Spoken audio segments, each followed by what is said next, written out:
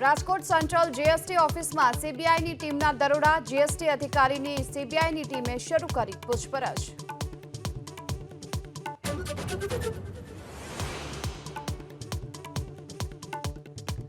Rajkot police commissioner કચેરી બહાર સંગ્રામ. મનસુખ સાગઠિયાના નાર્કો ટેસ્ટની માંગ સાથે આવેદનપત્ર આપતા પહોંચવા કોંગ્રેસ આગેવાનોની અટકાયત તો મીડિયા કર્મચારીઓ પર કચેરીમાં પ્રવેશબંધી. અરવલ્લીના બાયડના ઝાંઝરી ધોધમાં ઉતરવા અને ફોટોગ્રાફી કરવા પર પ્રતિબંધ. ચોમાસાને લઈ કલેક્ટરનું જાહેરનામું. ધોધ જવાના બે રસ્તા પ્રવાસીઓ માટે થયા બંધ.